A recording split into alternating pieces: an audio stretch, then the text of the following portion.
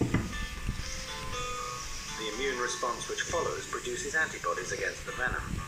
These are harvested from the animal's blood to make antivenom.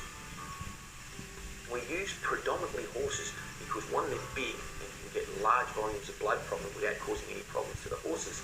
And the second thing is there isn't a great deal of diseases that can be passed on from horses to humans. What basically happens is you take the venom, you inject it into a large horse, you give it a small amount, and over time you increase the amount of venom you give to it. What the horse does is its immune system then starts to produce antibodies. So you think it's chewing gum as being this antibody that I'm producing, and I'm the horse. So we've produced a chewing gum. You have this antibody now, and what happens is the venom is a particular shape because it's going to act and lock in almost like a key into a door. Now if I can take this antibody and wrap that up, that key will no longer work. So it'll float free in the body, but it won't be able to lock onto the bits and pieces in the cells and cause death and problems for humans.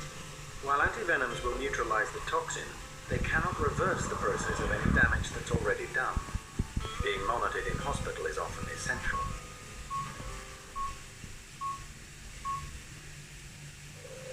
But there's one snake bite where even without antivenom, it is possible to survive. The Malayan crate is one of the few Asian snakes carrying a purely neurotoxic venom.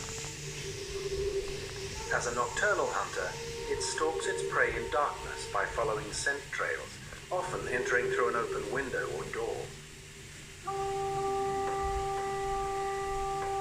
And the sleeping inhabitants may never even know they've been bitten, especially since the fangs are very small.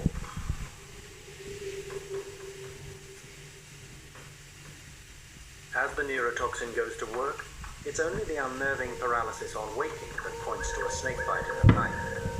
The toxin blocks nerve endings that control muscles, including the rib muscles vital for breathing. But unusually, this venom can work its course through the body, and as long as the victim can be kept breathing through the paralyzing effects, they're likely to survive. While both Russell's viper and Malaysian crate present a serious threat to Southern Asia's human population, it's the cobra that is the greatest danger here. Not the mighty king cobra, the largest venomous snake in the world, but its smaller cousin, the common cobra. And again, we turn to Jamie Seymour's new classification system. The Asiatic cobra is most commonly found on the Indian subcontinent, but its habitat extends further into southern Asia, and it shares its living space with millions of people. Its confidence also contributes to it biting up to 15,000 people every year.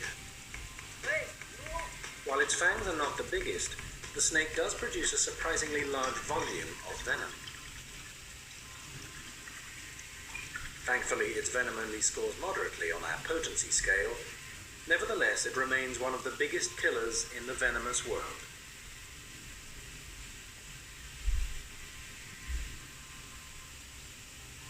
But there is one country that tops all the others put together in the venomous snake stakes. Australia. Its species of venomous snake outnumber the non-venomous ones. We've got the most venomous snakes, there's no doubt about that. All incredibly venomous. Australia is a big place with vast areas of unpopulated country. The snakes that live here are hardly pushed for space. Yet alarmingly, there are seriously venomous species that have adapted perfectly to the urban lifestyle of Australia's cities.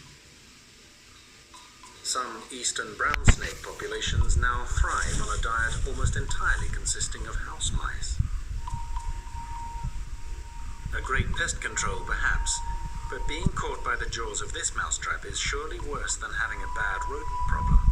And they inject a good deal more venom than was previously thought, and like a lot of city dwellers, they're easily annoyed. The venom of the eastern brown is particularly unusual because it causes the blood to clot rapidly. However, if you survive, you may later die from hemorrhaging. But only by travelling to the remote regions of the Australian outback can we find the even more venomous and ominously named fierce snake. if that snake with that sort of venom was present in a highly populated area, I suspect you'd be dragging people out of the bush left, right and centre as they die. The fear snake is also known as the inland taipan. It inhabits a harsh and extremely demanding environment. They specialize in hunting native desert mammals, and tracking prey down takes valuable energy, so failure is not an option. When the prey turns up, you want to make sure you grab it, you want to make sure you inject it, and you want to make sure it's going to die.